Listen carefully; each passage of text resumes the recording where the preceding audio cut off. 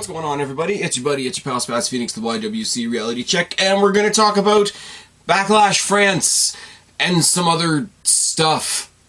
Yeah! Let's go. Backlash France happened earlier on today. I told myself I was gonna, take a break, have a nap, maybe put some better notes together. None of these things happened because I fell down a YouTube rabbit hole, as we do.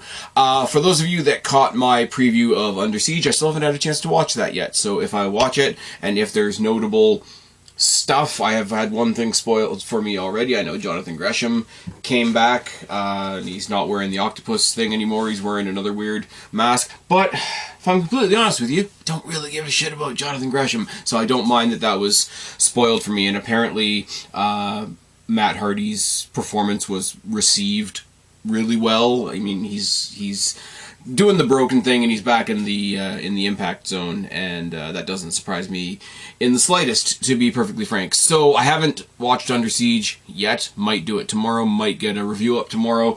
Who knows? And if I watch it, and if it's a very if there's no fireworks to talk about, I might skip it. That's the thing, because as we get into next week, recording schedule will go a little bit more back to normal, probably back to the WWE last week format, and we'll be getting into King and Queen of the Ring stuff. King and Queen of the Ring stuff. I can speak, I swear. It's my day off. Why am I tripping on words? Let's talk about the show. 5 matches. We said it in the preview that it was a very backlash, and it didn't disappoint, to be perfectly honest with you. We started with the new Bloodline taking on, I want to call them RKO, but that's just Randy Orton's thing on his own. Randy Orton and Kevin Owens taking on the new Bloodline. The whole crowd sung voices. Before I get into anything, the takeaway from this show tonight, I mean, there's one debut that we're going to talk about, and some cool stuff happened, but the takeaway from this was the crowd. The crowd was wild all show.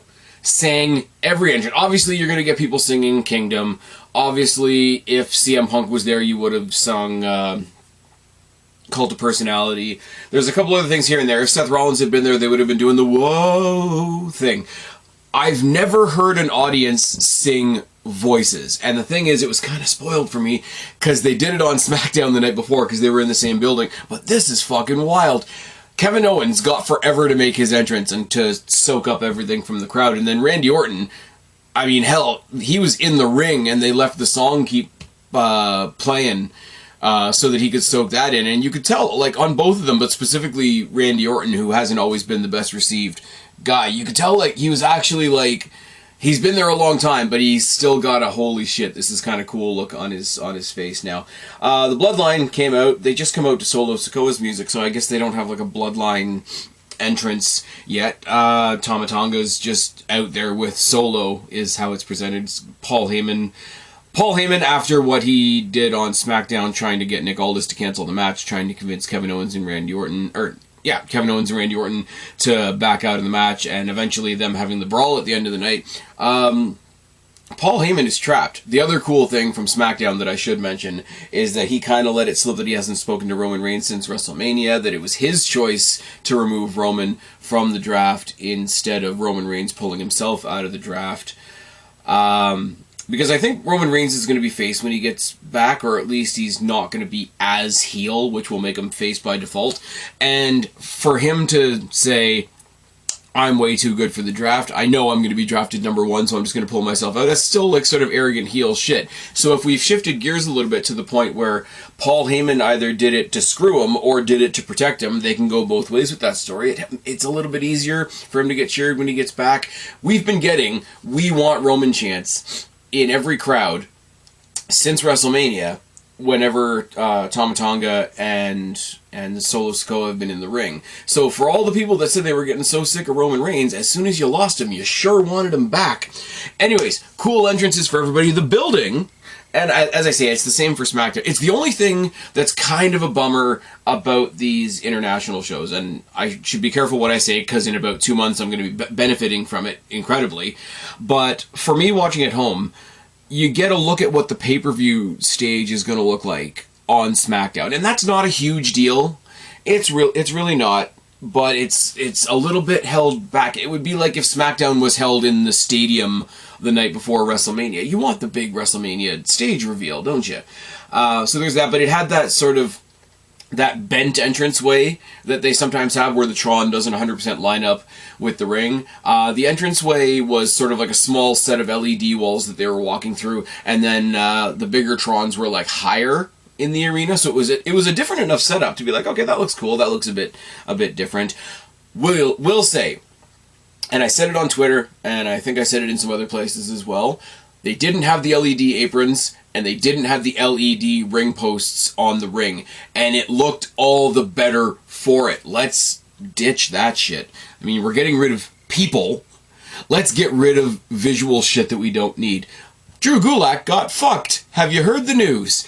Anyways, Ronda Rousey can go fuck herself. They brawl to start. They brawl in the entranceway. The match can't even technically start. Both teams start beating up security and referees and all the other authority figures that are there. All the guys, because they're in France and everything's in French, all the guys with the sécurité shirts just made me smile a little bit. Kevin Owens on the kickoff the day before, like the press conference-y thing. They're calling the actual kickoff to the show the countdown now, and they're calling the press conference thing they have the day before the kickoff. So they've done a roundabout with all the terminology that they use. But yeah, when they did the press conference thing the day before, and Kevin Owens came out and was speaking French to the audience, obviously he got a huge pop.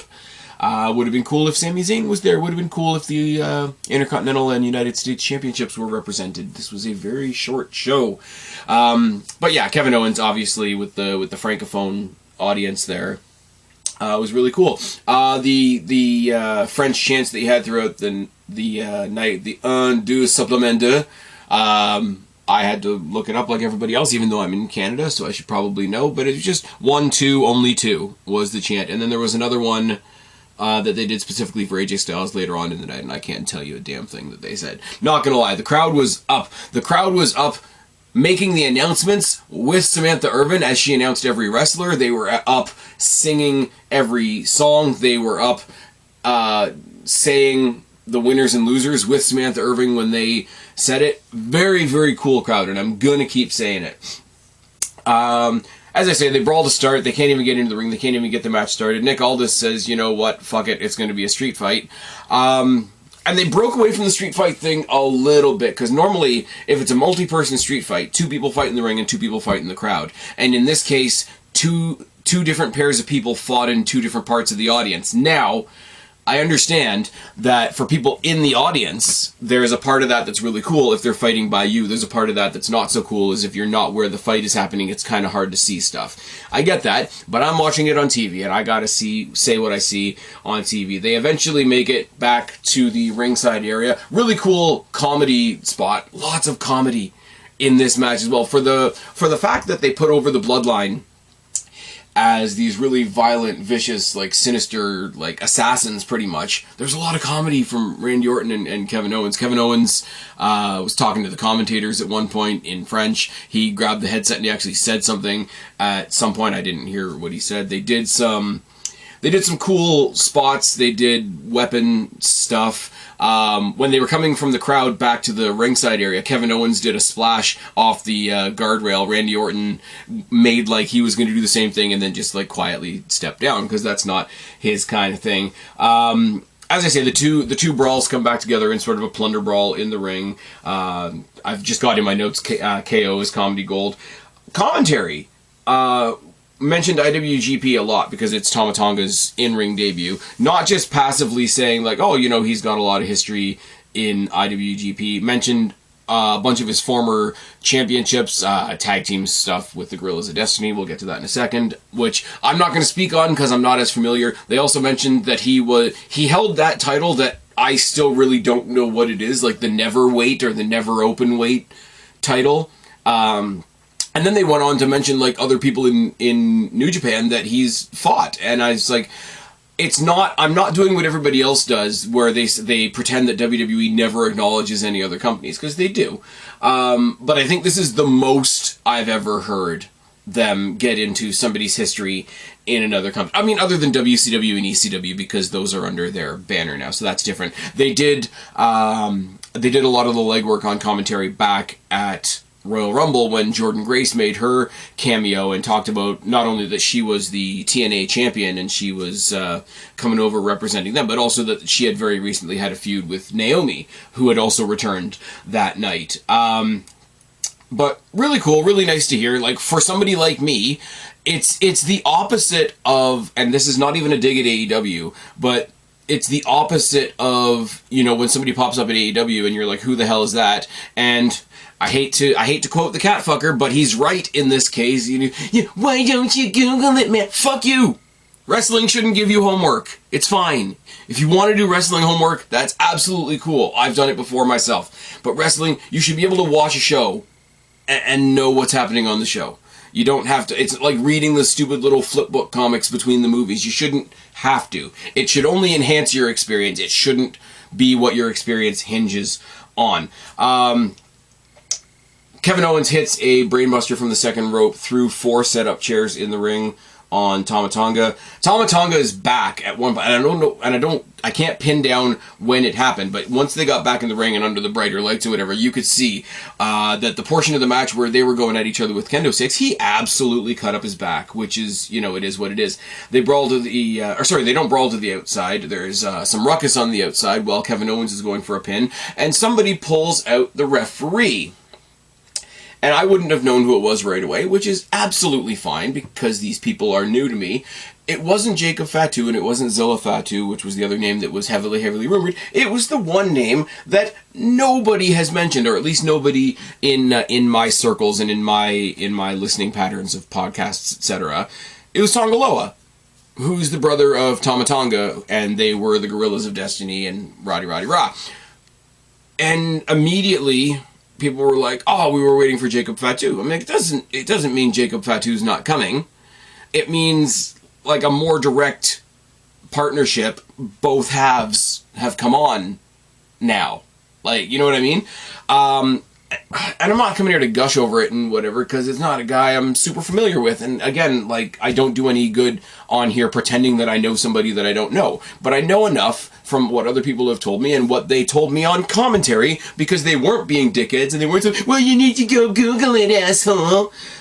They actually did their job as commentators, filled in the gaps. 3-on-2, clearly the Bloodline get the win. The Bloodline were going to get the win anyway. I thought they would have saved a beatdown like this until after the match, so that Tama Tonga in his debut could sort of get a, well, whatever clean is for a heel win. But I mean, bottom line, Tanga Loa is in the Bloodline now, and Solo Sikoa is building himself a hell of a stable. I don't know what. It's really cool. People are immediately like shitting on Solo Sikoa, shitting on Tama Tonga, and now shitting on Tanga Loa, and it's like, anytime somebody comes over from New Japan now, and I'm saying this again, I have to be very, very clear, but so that I don't get nailed to my own words here. I'm not a New Japan person, but because of their ties to New Japan, everybody thinks when somebody leaves New Japan, they're automatically going to AEW. And it's not the case. We got Julia, we got Tama Tonga, we got now Tanga Loa, and the things always say, "Oh, well, that's fine, we didn't want them anyway, they're not that good anyway." It's like, well, they were good 5 minutes ago when you thought they were coming to your company. Kind of like when you thought Drew Galloway and Tyler Black and Fergal Devitt were coming to your company, and they've all just signed brand new contracts because they're not afraid of the grind. It's, in a more positive note, it's much like when people leave WWE and people think they're automatically going to AEW. And there's a couple of people out there. I mean, Matt Riddle doesn't have his title anymore, but Dolph Ziggler, now Nick Nemeth, was just in the TNA World Title picture, and he just pulled the, I'm going to get this wrong, the AAA Mega Championship off of Alberto El Patron. Now, I'm not going to mention Alberto El Patron for obvious reasons, but so Ziggler's the AAA champion. He was almost the TNA champion. Matt Riddle won something in New Japan Strong, I believe. Somebody can correct me down in the box below. And I mean, Mustafa Ali is an absolutely fantastic X Division champion. So, no, they're not the same types of stages, but not everybody that leaves New Japan has to go to AEW. Not everybody that leaves WWE has to go to AEW. Maybe some people that leave AEW are going to come back to WWE. You know, like Mox and Aleister Black and Rusev. And all those types of things. But it's just insane to me, the whole, as soon as they signed with WWE, it's like, oh, hands are dusted, they're not that good anyway. Same thing happened with Drew McIntyre, same thing happened with Seth Rollins, same thing happened with Finn Balor. Why? Because they all re-upped their contracts this week, and they're not afraid of the grind. Oh yes. Bring me back down from all of that. You got Naomi versus Bayley versus Tiffany. Very, very cool match. Very, very amusing to me to see that the dueling in the crowd was only between Bayley chants and Tiffy time chants. Like, for Bayley, they were doing the hey Bayley, ooh, ah, that thing. I don't even know what, I used to know what song that was doing a parody of, and I can't even think of it right now. And Tiffany in Paris, much like Tiffany in Australia, was over as hell. And I mean, eventually Naomi started punching the air, and they gave her a couple of random yeah chants, but it was really the other two, and that's not. I'm not asking anybody to hate on Naomi, but it was just so obvious that one of these things was not like the other. We did the really cool spot. Naomi, she used to call it like the Trinity Lock or whatever when she was Trinity in TNA. I don't know what she's calling it now, but it's basically that double arm crossface thing that she does, and it's just broken up by Bayley doing an elbow drop. I love the whole idea of two people having an intricate interaction on the mat. We're doing joint manipulation or limb manipulation, and we're going to lock you in this very precise spot. How's the third person going to break it up? By basically just falling on you, which is fine. We did an amazing spot, though, with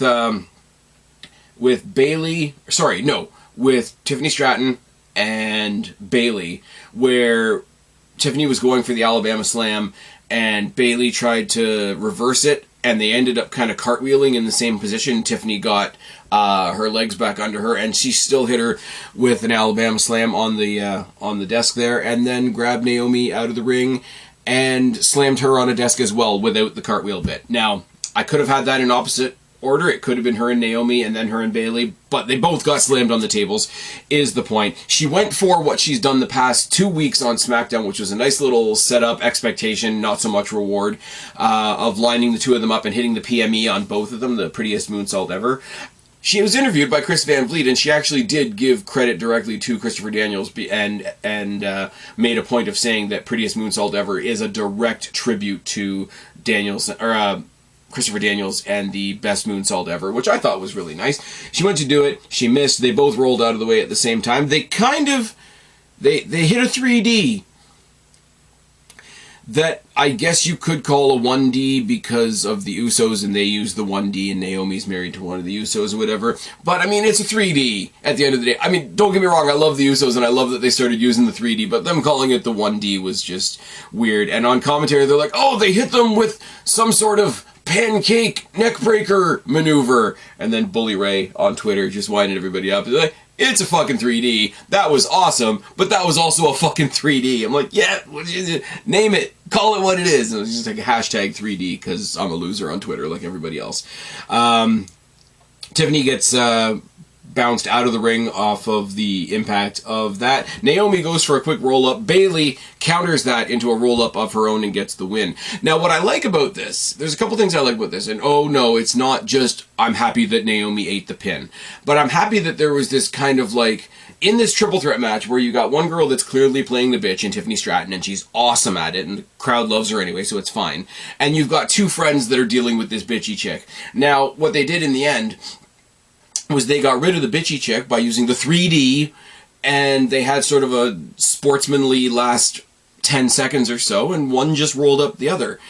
And considering how much fuckery can happen in a triple threat match, I thought that was a, like I said, I don't know any other word for it, but it was a very sportsmanly ending to a triple threat match that's usually not so sportsmanly ended. Now, am I happy that Naomi ate the pin?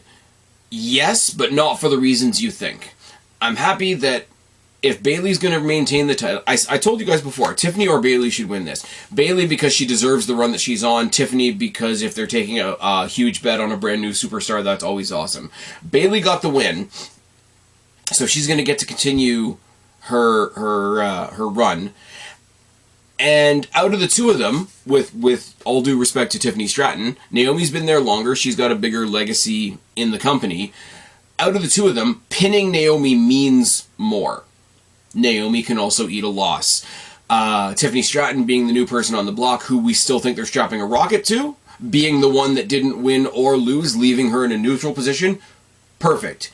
If you weren't going to give her the flash win, which I would have loved, no offense to Bayley, no offense to Naomi, but I would have loved them taking a punt on a brand new star that's only been there a couple of months. If you're not going to do that, at least put her in the neutral position, because that's the ability that a triple threat match gives you. Like, who can eat the pin?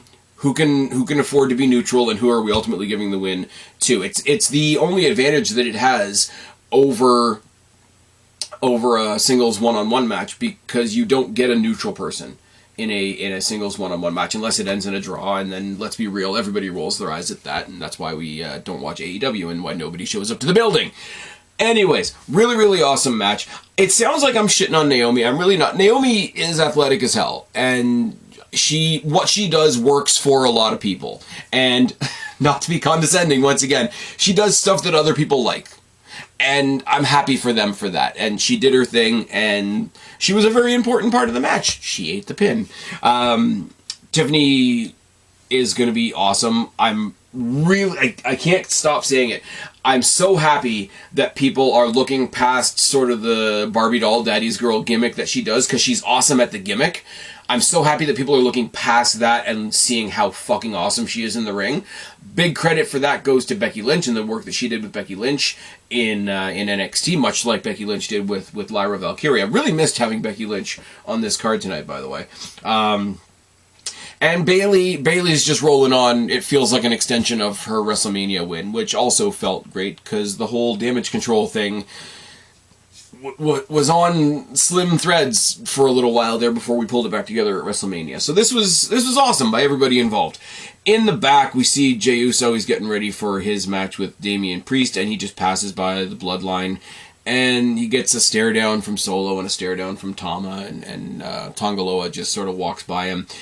And then Paul Heyman sort of stops face to face with him, and he looks... I don't know whether he's like looking apologetic or looking scared or looking sad. And it's kind of all three, and Paul Heyman can pull all that off. Because Paul Heyman, with all the wretched shit that he has done, if he walked out on SmackDown this coming Friday and cut just the right promo, he'd have everybody feeling bad for him. Because he is the mouse. He is the sleazebag. He is the guy that can only talk as loud as the guy behind him is big. And he's really good at that. So if he's pulling this, I'm really scared, I'm stuck between these two new power struggle things, we did you dirty in the original Judgment Day, and maybe you could have been the level head in this situation. If all that is trying to be expressed in his facial expression to Jey Uso, it was a really effective couple of seconds. Brings us to Jey Uso and Damian Priest. Now, if you're not going to end the show, you want to open the show. And this match wasn't in either spot. And that's kind of bad. It's kind of bad if you're trying to elevate Jey Uso to this position. It's kind of bad if you're trying to solidify Damian Priest in this position. And it's kind of bad because people think of this belt as the secondary world title. Now, I said on one of my pods recently, it's very clear to me that the way the rosters have shaken out now and the way the big names have fallen, SmackDown's definitely going to be Cody's show, and Raw is eventually going to be CM Punk's show. Unfortunately, CM Punk is not holding the World Heavyweight Championship. Cody Rhodes is. So Cody Rhodes is the guy and the champion. Damian Priest has to play this role right now where he's the champion, but he's not the guy.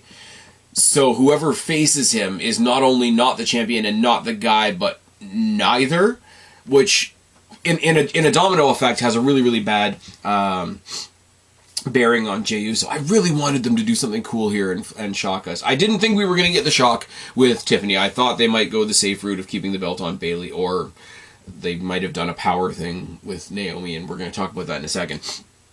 I was really hoping that they were going to do a flash surprise here with Jey and Priest. Because there were so many moving parts you could have played with. You could have had Drew get involved. You could have had CM Punk get involved. When CM Punk was announced for the kickoff show, I thought, oh, Punk's going to be there. He's going to fuck with something. But they did the pre-show from the studio in Stanford. They weren't in France. I'm like, immediately, we got no Punk. That sucks. But you got Drew, who could come down because he doesn't like Jey or Priest. He hates Jey, and Priest was the one that cashed in on him. You got the ever-growing bloodline there. They could come in and just want to fuck with Jey Uso some more. I said in my preview that if Jacob Fatu came in tonight, he could have come in and fucked with Jey instead of getting involved in the Bloodlines match.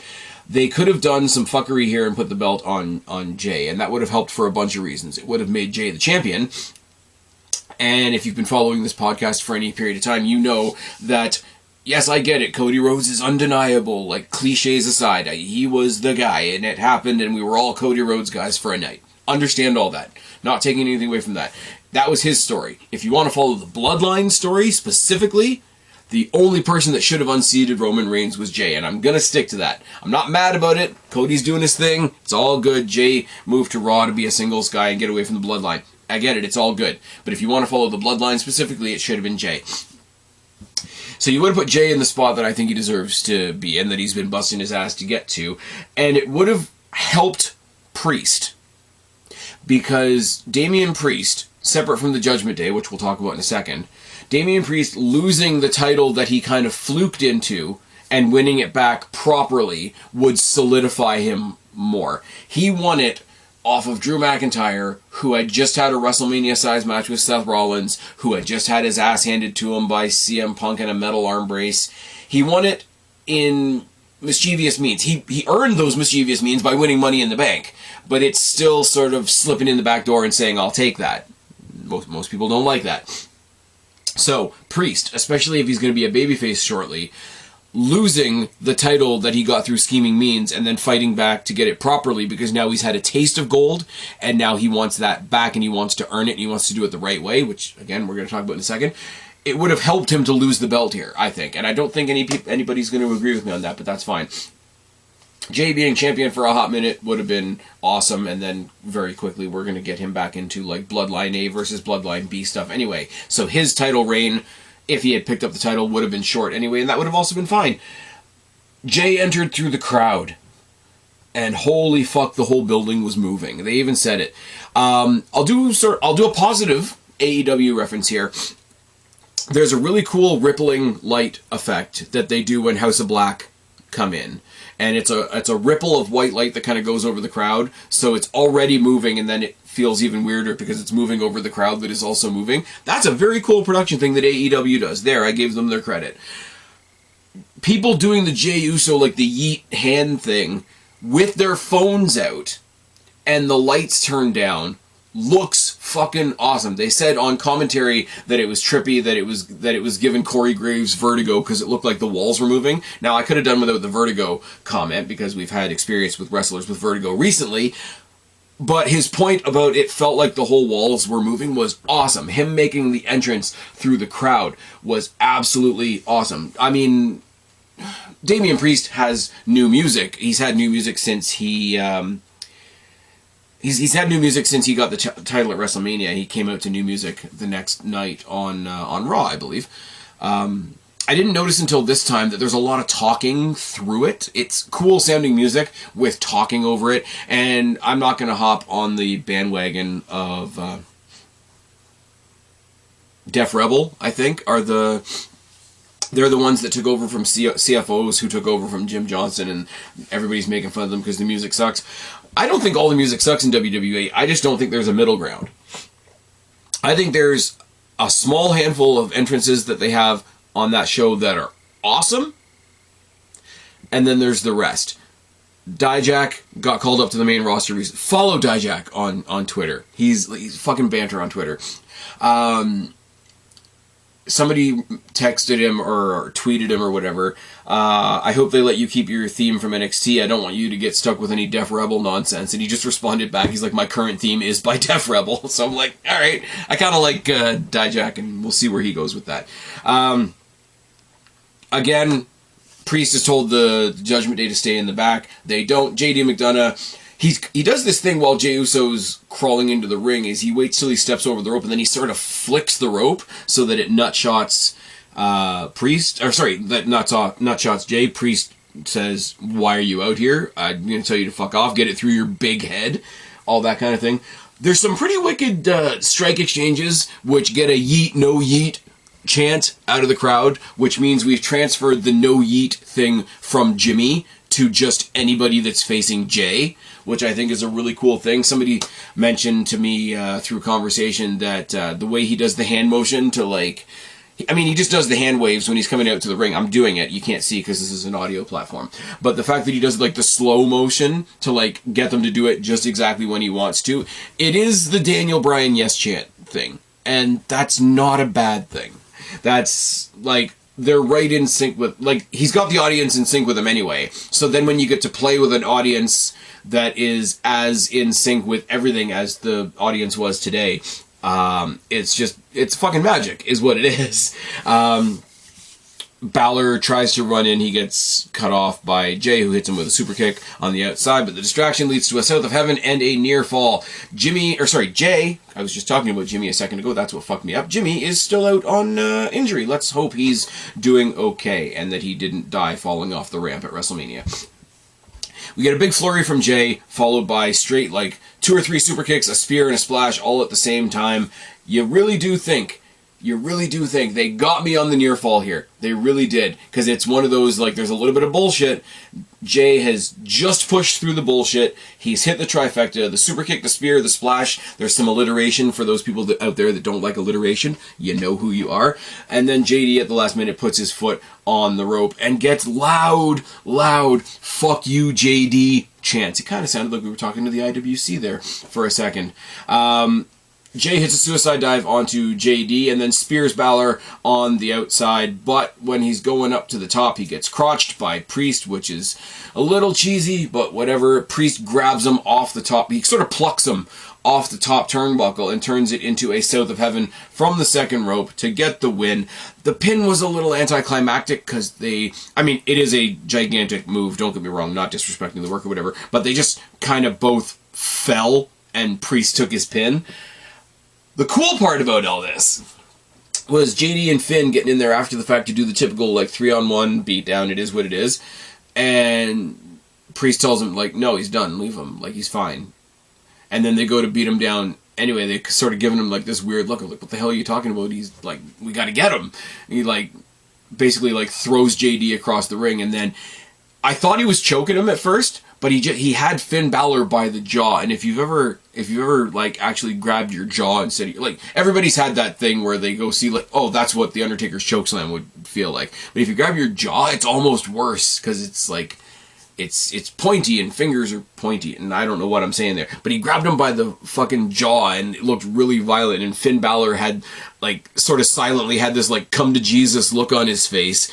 And he's like, no, we're not doing it. You stand there, I'm going to raise my belt. And it's just like, well, all right.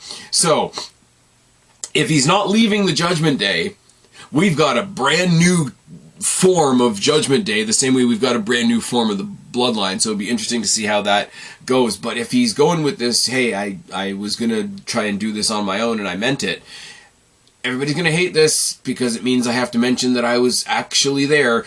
It reminded me of Hulk Hogan talking to Hall and Nash WrestleMania 18 when he fought The Rock in Toronto, and I was there, and it was fucking awesome.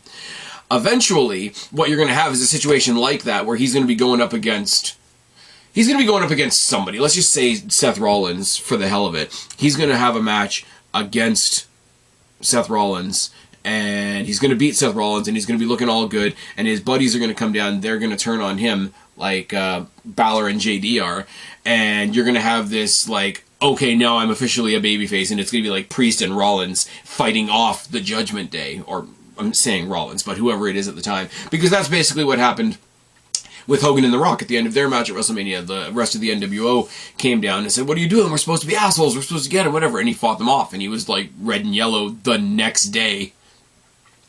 We're going to have a cool moment like that with Damian Priest. Damian Priest he's out there right now in like purple cane tights. Don't know what that's about. That's going to be received by mixed people online because all of a sudden it's trendy. It's trendy to not like The Undertaker because The Undertaker supports police. It's trendy to not like Kane because you don't agree with him politically, so that means all the matches that you enjoyed with him in them are now also bad. It's almost like 2024 is a little fucked up. Anyways. Women's Tag Team Championships, the Kabuki Warriors versus Jade Cargill and Bianca Belair. I have never seen such a big gap in my life. Now, if I said that to you before this match, I would have been saying that in the context of, wow, there's a big gap between Belair and Jade's team and the Kabuki Warriors team. But I knew the Kabuki Warriors were going to lose, and we all knew the Kabuki Warriors were going to lose. The gap that I'm talking about is the gap between Bianca Belair and Jade Cargill. Now, you can tell me if I'm wrong, and don't get me wrong, Jade Cargill is still, like, new. She's doing what she can, and she's not trying to do what she can't, which is sort of the perfect spot for a new person to be in. People that have said that she hasn't improved at all after all the time that she's been held back in the Performance Center and all that can absolutely go fuck off because she's gotten 10 times better. It's fine. But, like, she came into this match, and maybe I'm biased. Maybe I'm biased because I've had way too much Bianca Belair on my TV. Not saying she's not fantastic. Not saying she's not an athlete. Not saying any of that from, like, the physical talent point of view. But as a character, I've had way too much Bianca Belair on my screen, and she came off as super obnoxious on this show. Jade Cargill, on the other hand, she looked jazzed to be there. She looked like she was soaking in the moment. She looked like she was soaking in how cool the moment was. She came into this match like she had something to prove, with an attitude that she had something to prove. She had her game face on. She had, like, all this, all that, all the next thing. Now, did she give you 5 stars in the Tokyo Dome? No. But she looked like she fucking wanted to be there. Watch the match. Watch their interview at the press conference afterwards as well. Cargill is there. She's, you know, inviting to everybody, you know, I'm not a body science like person, but she's, you know, leaning in, trying to hear everything that everybody's saying, being very engaged and given what she can as far as responses, waiting for the French translator, etc.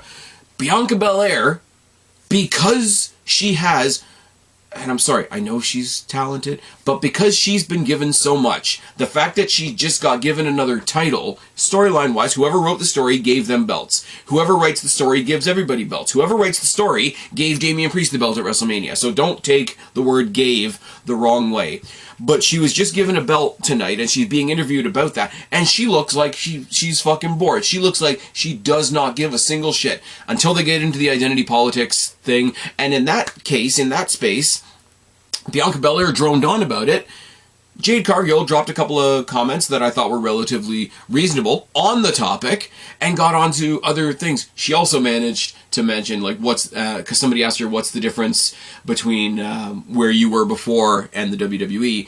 And her response was, well, when you've actually got a machine behind you, you can't fail, which I really liked. And it wasn't a dig at AEW. It's just she's come into this new place and the amenities are there for her and the support is there for her to get better. And she sounds like she's genuinely appreciative of that. I was already warming up to Jade Cargill. Like I say, the group with her and Bianca and Naomi together, it seems a bit ramshackle. But her individually, I was already warming up to. I've got a huge jump in respect for Jade Cargill over the past 24 hours. She looked like $1 million in there. She carries her. I said this even in AEW. Even when, like, the wrestling left something to be desired, she carries herself like a fucking star. As far as the way she carries herself, I haven't said this since the first time I saw Rhea Ripley. I said, Rhea Ripley, fucking star. Now, she's also great to watch in the ring, so the comparison kind of ends there for the moment. But you look at her, you look at the way she carries herself, Rhea Ripley, fucking star. The way Jade Cargill carried herself in the last 24 to 48 hours, I'm going to start saying, Jade Cargill, fucking star. and she does what she knows she can do, and she wasn't trying to do anything that she couldn't do, and it all worked. And she has worked out some really cool tandem offense with Bianca Belair. So I do have to make sure I give them a bunch of credit for that as well, because that was awesome. But the gulf in attitude, in presentation, in carriage, in which one of them looked like they gave a shit between Bianca Belair and Jade Cargill was massive. Now, let alone the fact that they were going up against the Kabuki Warriors, who actually got chucked around, to borrow the Adam Nicholas expression, like an empty tracksuit, sold like $1 million. Jade Cargill did this thing where she got out of some kind of submission, popped, I think it was Kairi Sane, she's smaller, so it would be easier to do it, popped her up into an electric chair position, and then dropped her into the Jaded in one fluid motion. That was awesome. That was somebody who's still in their beginning stages saying, I've got 3 or 4 things that I can do. I'm going to do all of them. I cannot believe how much effusive praise I have for Jade Cargill coming out of this show. Really, really awesome. No, it wasn't 5 stars in the Tokyo Dome, brother. And yes, I'm kind of bummed that we took the belts off the Kabuki Warriors to feed a story that is going to go into Jade versus Bianca when they break up. Let's see, that's the other thing as well. We've got a lot of tag teams in this division. Some of them are starting, some of them are there. It's fine. Isla Dawn, Alba Fire, Chelsea Green, Piper Niven, Katana Chance, Kaden Carter, all these people. And you've put them on a team expressly for the purpose of them losing them and breaking up, which it's nothing new, but it's so blatant at this point, and I know that there are some people sitting in the corner just stroking themselves at the idea of Bianca Belair versus Jade Cargill for obvious reasons. At this point, you guys know what I think and the high platform that I put a Rhea Ripley on, right? Sort of untouchable, in my opinion. I mean, I got love for Becky Lynch, I got love for Shotzi Blackheart, I got love for Charlotte, which you're not supposed to because, you know, she's white and blonde and has a successful dad that nobody likes. I got love for all these people. Right now, Rhea Ripley's on the top of that chain. I'm at the point right now, in presentation, the work will catch up. In presentation, give me Rhea Ripley, Jade Cargill. Do it. Absolutely fucking do it. Don't do it right when she comes back, because she's got to do the Liv Morgan stuff, she's got to do the Becky Lynch stuff, she's got to get her title back, you'd have to have one of them switch brands, there's a lot of kayfabe administration that would have to have. What I saw tonight, huge gulf between her and Bianca Belair. People that want Rhea versus Bianca, fuck off. We've already had that, I'm pretty damn sure. Jade Cargill versus Rhea Ripley is your SummerSlam, is your Survivor Series. I don't want to say it's your WrestleMania, because I still want to see Rhea Ripley versus Bayley at WrestleMania, but I mean, any other building that they're in, any other building that I'm in, I now want to see Jade Cargill versus Rhea Ripley, who's my favorite woman in the company right now. So in one night, you've gone from a girl that I thought was kind of cringe, to a girl that I was warming up to a girl that I want to see fight my favorite woman in the company. Amazing night for Jade Cargill. Bianca Belair can fuck off. Kabuki Warriors, I don't know what they're going to do. Supposedly, they drafted them as a foursome onto Raw so that they could split them up and that Raw could have 4 new separate women on the roster, which is not totally ideal. I mean, I would love to see Dakota Kai in the running with Liv Morgan for that Money in the Bank briefcase, but I'm biased because I'm going. Women's tag, ultimately the result makes me sad. Ultimately, holy crap, watch Bianca Belair. She couldn't be paid to give a fuck. But my big takeaway, in a million years, I would have never guessed that I would have had this much to say about this match going into it, as I did coming out. Now, we took a break a little bit to look forward. I mean, this is quite blatantly and obviously a chance for them to brag about their continued worldwide expansion, all that kind of stuff. They briefly touched on Clash at the Castle, and then they briefly touched on King and Queen of the Ring. Now, they've announced the preliminary Raw matches that are going to happen on Raw tomorrow, or Monday night. I'm supposedly on Raw, they're going to announce the SmackDown bracket. I don't know why. If there's a brand split, one brand would be there to announce the other brand's bracket, but I mean, it is what it is. Look at the matches we're getting on Monday. And I mean, not all of them are going to be 10 out of 10. Let's be real for a second, but they want to give us a feeling of you know, it's not just a consolation prize for people that don't have anything else to do. They've put some names in here, and they're using it as a showcase for some of the people that they've moved around and moved up as well. So Ricochet versus Ilya Dragunov. That ain't going to be bad. Baszler versus Zelina Vega. I mean, Zelina Vega's going to die. Let's be real. Lyra Valkyria versus Asuka will be awesome. Sheamus versus Gunther. There's WrestleMania history there. Finn Balor versus Drew. I think that's going to be swallowed up with a little bit of Judgment Day drama, but there's no way Drew's not going to be at King of the Ring. Zoe Stark versus Ivy Nile is two of my favorites from NXT when they were both in NXT. I said it before. When they were both in NXT, and then eventually they teamed Zoe up with Trish Stratus, and then they teamed Zoe up with Shayna Baszler. The perfect tag team for their women's division. If you just want to have like two really, really tough women, just put Zoe Stark and Ivy Nile together. I mean, what's Ivy Nile doing with Maxine Dupree other than making her feel better after Candice LeRae was really mean to her? So Zoe Stark versus Ivy Nile, and then at the bottom you've got Rey Mysterio versus Kofi Kingston, and I mean, I've had my times where I couldn't stand either one of them, but there's no way that's going to be bad, is it? Like, it's just not. I'm pretty sure Carlito comes in and beats the shit out of Rey. Kofi gets to go on, unless New Day has a gripe with somebody that I'm not thinking of off the top of my head. That's absolutely fine. Going into the main event, you had Cody versus AJ.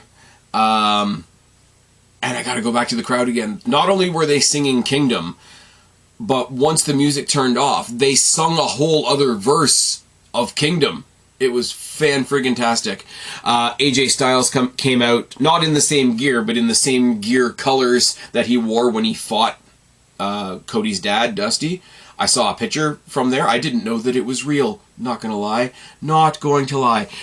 And there's not much I can tell you about this match. I mean, the story of the match became Cody's back. Eventually, after the mishap with him and Carmelo Hayes, there was rumors that his shoulder or his back were messed up, so they really played up to that. When we were a little bit deeper in the match, Cody Rhodes using the Kimura. And listening to this is where cancel culture kind of cringes me out a little bit, because they're clearly acknowledging the history that Cody Rhodes has with Brock Lesnar, but they had to tiptoe around it. It's like, that's the Kimura lock. He's pulling all kinds of tricks out of everybody's playbook. He's got a lot of experience with that maneuver. Just say Brock Lesnar. Like, fuck me. Just say that he fought Brock Lesnar. Just do it. It's fine.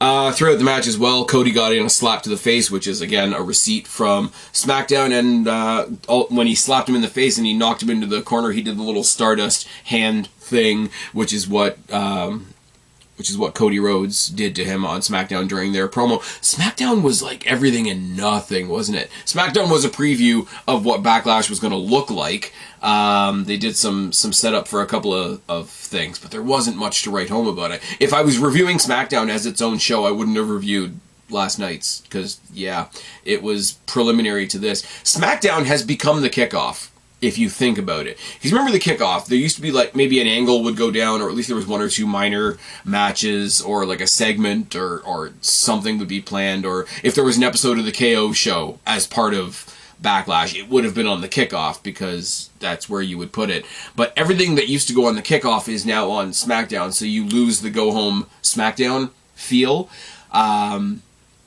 which means the go-home is Raw, which means the go-home for SmackDown happens a week before, and that it gets all a little bit disjointed. But that promo between the two of them at the end, that was it, really. As I say, Cody's back was the story he was working on AJ Styles' arm at one point. They never really said on commentary, but I gotta kind of think that the idea behind that was, if I fuck up his arm, you can't do the phenomenal forearm. That seems to make logical sense to me. And eventually he hits the crossroads and gets the win and retains, and I don't know what else I thought was gonna happen. There's a couple of other things that I thought might happen. There was a couple of other things, and I've just lost the note in front of me. Please hold. Please hold. I've lost the note in front of me. There was rumors that Cena was in the area. That didn't amount to anything. There was rumors that not only Andrade but Charlotte were in the area. That didn't really have... I mean, Andrade being in the area, he's on the roster, that wouldn't have been a big deal, but he didn't have a match. And Charlotte being in the area could have meant a return, and it didn't. The rumor of Jacob Fatu coming out to join the Bloodline didn't happen, but we got TANGA LOA instead. So a surprise that we were expecting versus a surprise that we weren't expecting. I'll take option 2, please. I really thought, at least just for a pop, at least like just have somebody cut a shitty promo on, oh my god, I can't believe we're in France, this place sucks, and have them get beat up by over as hell in France, and that didn't happen. And the other rumor was that we were possibly going to see the Wyatt 6 tonight, but people have told me reliably that one of the codes released in one of the latest QR codes has 525 on it, which is the date of the Saudi Arabia show, the King and Queen of the Ring. Now, it's cool because those shows are big, and if you're going to do something like this, you want it to pop out on a big stage. If you debut this group that is supposed to be sort of like halfway in memoriam of Bray Wyatt at a Saudi show, people are not going to let it succeed. People are already questioning it because it's like spooky adjacent, and all the spooky adjacent stuff came from Wyatt himself. And if they attach that to the Saudi shows and all the political upheaval that comes with that, it's not going to go well. Now, I mentioned, now this is going to be a really funny thing for me to end on before I move into one other topic. I mentioned that the kickoff took place at the WWE studios in Stamford, not in Paris. And the more I think about it, the more it makes sense, because Punk's healing from an injury, Big E under a longer-term spectrum is recovering from an injury. Maybe they just don't want to fly. And Jackie Redmond's awesome. As long as these guys can't wrestle, keep them on these panels. CM Punk and Big E have really good banter together. Jackie Redmond, not directing traffic, but kind of keeping them on task and stuff like that. CM Punk laughing at himself because he accidentally called it a pay-per-view and not a PLE. CM Punk mocking himself as a white guy, you know, talking about like he wouldn't want to walk up to a bunch of Samoans by himself, was kind of good. A couple of other things here and there. They talked about horses a lot, which was an odd side note.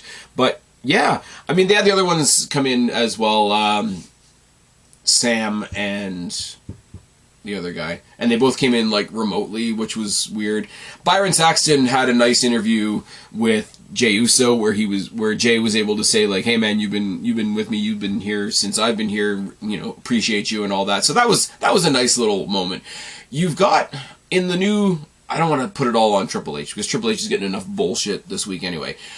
In this new Triple H era, as we pull farther and farther away from the Vince era, there have been drastic changes, but the things that are even better are like the little nice things where two people that have just naturally been on screen for a while can like go off half a second and just do that, which is fine, and commentary feels like they're having a lot more fun too, which is always good. Now, the one big announcement that we were supposed to get on social media, the one big announcement that was going to be made on the day of Backlash, wasn't made on Backlash. It was made in the opening bits of the Kentucky Derby on NBC. This was promotional bullshit, was it not? Now, the announcement itself I'll get to in a second. I used to watch The Walking Dead. I kind of stopped watching The Walking Dead during COVID because watching Talking Dead while they were all on what do you call it, like Skype screens or whatever, instead of actually in the studio, mimicked real life a little too hard at that point, and I fell off watching Walking Dead right before it ended, which is a real bummer, and I should probably go back and watch it one day. AMC, whenever they were trying to get a new show off the ground, and maybe this wasn't true for everybody, but this was true for us. We had Walking Dead, and they played it in a 3-hour block. They would play the last week's episode, the current episode, and then they would play the current episode again, and then they would play whatever new show that they were trying to get people to watch. And their way of trying to get people to watch the new show, I think one of them was like Seven Samurai or something like that. It was not up my street, so I didn't watch it. It was like, hang on until the first commercial break because then you'll get your your preview of next week's episode of Walking Dead. And I'm like, that's just a really shit way to spike your ratings. And it was like, you're gonna get a whole bunch of people that are just waiting for that Walking Dead trailer if they choose to wait, and that's gonna bump the first quarter hour of this new show that you're trying to put over. And then it made me think, I wonder if The Big Bang Theory has an ad for next week's show in the first ad break of Dynamite. Either way, it's a shitty thing that they did, and I'm calling WWE on this. It's a shitty thing. They have a deal with Peacock, which ties them to NBC. They want to get more people to tune in to the Kentucky Derby, so they moved their big announcement that they would normally give to, like, you know, Sportskeeda or Sportsnet or TSN or some big news outlet. They left it so that this announcement could be made in the first 5 minutes of the Kentucky Derby, and you can fuck off. But the announcement is next year's WrestleMania. Now, there have been 3 things that have been tossed around here. One is that it was going to happen in Minnesota. One was that they were finally going to do a WrestleMania in the UK, which is hilarious because if you listen to the What Culture Wrestling podcast, they're in the UK and they don't want WrestleMania in the UK. I'm sure other people do. Don't get me wrong. And the third one was Vegas, and the rumor was that because NXT is doing Battleground Las Vegas in a month at the UFC Apex, that they were going down there at that point to sort of negotiate and see if they could do a big show there. But they've just made the announcement now, and the announcement is that WrestleMania is happening in Las Vegas next year. I didn't write down the dates because, you know, why would I write down dates? Why would I write down dates? I'm going to, you know what, I'm going to do the lazy thing. I'm going to go onto my Instagram and see if I can find the banner for it. There we go. April 19th and 20th, 2025 at the Alliant Stadium. Now, the other thing, and again, this is very much because I'm not going to be there and I want to look at cool shit. The UFC Apex seems like a pretty cool building from the pictures that I've seen. I just want to see NXT in a new place. So my TV watching thing goes off in your brain of like, oh, that looks cool. That looks a little bit different. Kind of like today's arena over in France. The other part of that, though, is apparently the UFC Apex only holds like 1,000 people. They did 16,000 for Stand and Deliver. Why would you go to a 1,000-seater stadium? But it's going to look cool. Now, if they're doing WrestleMania next year at the Alliant Stadium in Las Vegas, I really want them to do SmackDown in the Sphere. I do. I know that makes me a shitty person because it's going to look weird. The attendance is going to be horrible. I kind of want them to do SmackDown in the Sphere or do Hall of Fame in the Sphere. Hall of Fame in the Sphere would be fucking awesome. Don't do Stand and Deliver in the Sphere. Do Stand and Deliver in the fucking stadium. Anyways, so they did a really cheap marketing thing to get us the announcement that WrestleMania is happening in Vegas next year. You're not getting it Minnesota, and sorry, UK, you're not getting it either. But, I mean, I made the joke about What Culture already, but like, genuinely, for them to say that WrestleMania is staying in the States, I gotta go back to it once again. Pay-per-views in the past year and a half. UK for Money in the Bank, Backlash in Puerto Rico, Backlash in France tonight, Elimination Chamber in Perth. I'm lucky we're getting the Money in the Bank weekend here in Toronto. Scotland's got their stuff. Whatever you think about it, Saudi Arabia is still an international show. They're doing the Bash in Berlin, which I'm pretty sure is going to be headlined by Gunther versus Dragunov, whether there's a title on the line or not. So really big news. So we what's the word I'm looking for? We advertised Clash at the Castle a little bit, like basically a stinger, like, hey, tickets are going on sale soon for Scotland. We built up the first half of the brackets for King and Queen of the Ring, which is happening in Saudi Arabia. We've advertised next year's WrestleMania in Las Vegas. We advertised all kinds of other stuff. Like I say, King, Queen of the Ring, it's all going to be good. It's all going to be a lot of fun. I'm very, very tired right now. I've talked way longer than I thought I would ever talk about this show. Jade Cargill was fucking awesome tonight. The Bloodline has TANGA LOA in it now. Las Vegas is hosting WrestleMania next year. We've got a King and Queen of the Ring. Big E and CM Punk were on the show, but not quite on the show, so that's a bummer. Cody's still the champ. Priest is still the champ. Bayley's still the champ. Kevin Owens and Randy Orton are fucking banter. The French fans are fucking awesome. That's the hugest takeaway I have from this show, and I'm not straying into hyperbole when I say that. What did you guys think of WWE Backlash France? Let me know. I want you guys to be part of the conversation. Put it down in the box below. Hit me up on X at Spaz Phoenix. Use the hashtag. Do whatever you want to do. I've been Spaz, your YWC reality check. Subscribe up there. Talk down there. Start a conversation. Keep all of these conversations going. Don't be a stranger. I will talk to each and every last one of you later, but for right now, I am tagging out. Bye, guys.